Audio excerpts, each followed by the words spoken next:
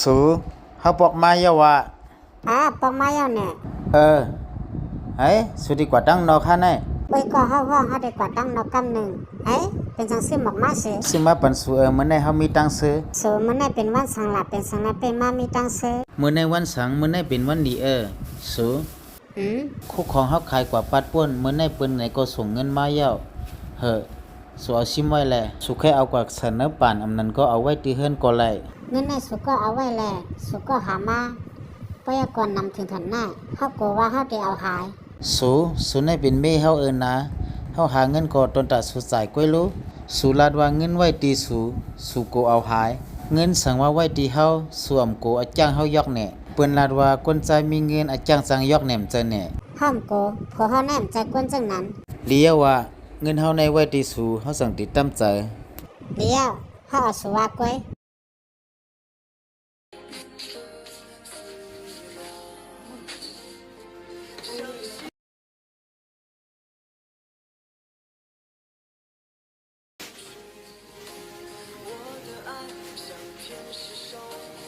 สูกลางวันในจองติมากินข้าวตีเฮิรนมากินไว้ก็เฮาด้วยไว้ซื้อข้าว2ถุงมันนำฮู้ว่าเตเล็กอันหลายมันให้เฮากว่าเลิกใจเพราะอย่าเฮาจังปองมาเฮ็ดข้าวพักเลียวพักเฮาบ่ซื้อมาเยาสุเน็ตกว่าเน็ตมาแลฮอรถพังตัวอีกนึงนะผู้ยาเฮ็ดพักใต้กันกาล้างไว้เนื้อไก่ในกันปอยก็มาถือเฮ็ดย่องพอถือเยาก็ขึ้นมาใส่ขิงแล้วก็พักหมี่เผือกเฮ็ดไว้ทานน้องหอมพอมันปอกมาก็อำโลเฮ็ดเย้าหนูเลยกินกำเดียวก้อย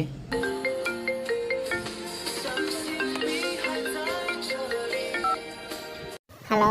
ก็เฮาเข้ามาแล้วอ่ะติดถึงยามนังเก่าเมื่อวานลืมสร้างไผมันไว้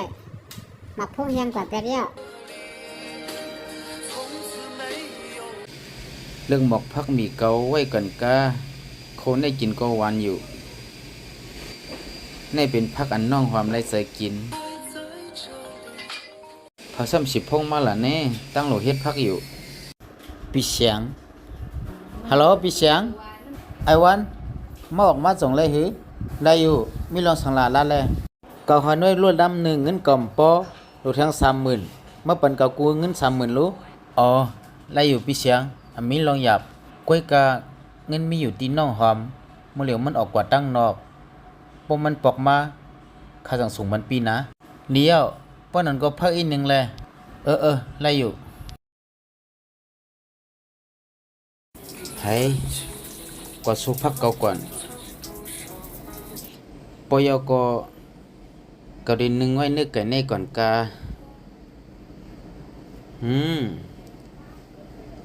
แชมแลบนึกไก่ก็นุ่งแชมแลบเย้าก็ไม่ติโคไข่กัน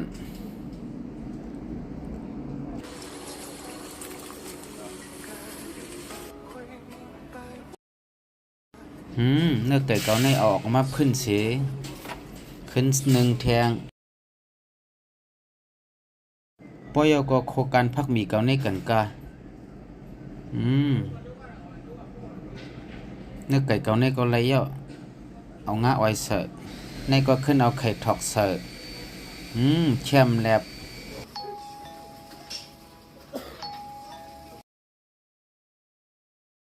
เฮ้ย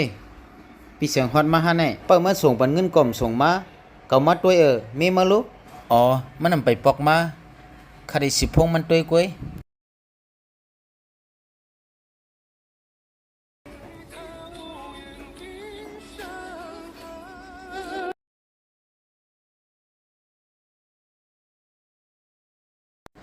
10 พงมันกว่าอำไลพี่เสียงมันนั่งก่อนแลพวกมันปอกมาสั่งถามตัวมันไอวันก็ไว้มาเหมือนน้องชายเก่าก้อนหนึ่งอำไข่ปันกูก็ลาซื่อๆแหละเมื่อได้มาเรียนจึงต่อเผอมีมาเป็นจึงหนังในก็เมื่อเอาเงินไว้ดีมันอำใจพี่เสียงมีก็มันเป็นสังลามีเมื่อการสังก้อมเฮ็ดอยู่ที่เฮือนฮู้หมดจ่ายเงินก้อยไอวันกวนใจลงกวนใจหลังเอาเงินไว้ดีมีอ้ามั่มไอเปิ้นละพี่เสียง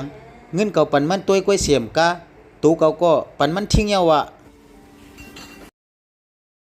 ซื้อเฮาปอกมาย่อ ปองมาเย้าแน่ เฮ้พี่เสียงมาเลยฮะเป็นสังเลสมอนกันจุบอยู่ล่ะสู้ซ้ำเฮาพี่เสียงนั่งเสียก่อน ลีเย้าปีเสียงกินข้าวก่อนแลกินข้าวยาสำก้อยอุบกันกำกินเย้ากินทั้งสองเครือละ ปีวัน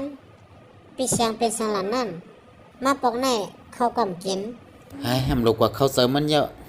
สู้ไม่ลองสังลาเป็นสังเลสวกลมสลัม ปีเสียงโหลดซื้อโลดโหลดเทงเงิน 30,000 มันติกูเฮาว่าไรอยู่ก้อยกลางเงินในก็มีดีสู่เฮาติไลอบกุมสู่ก่อนเฮาสิพงสู่อำไลแลมันลัดว่าเฮาเรียนจึงต่อมันอำไข่ปันมันกู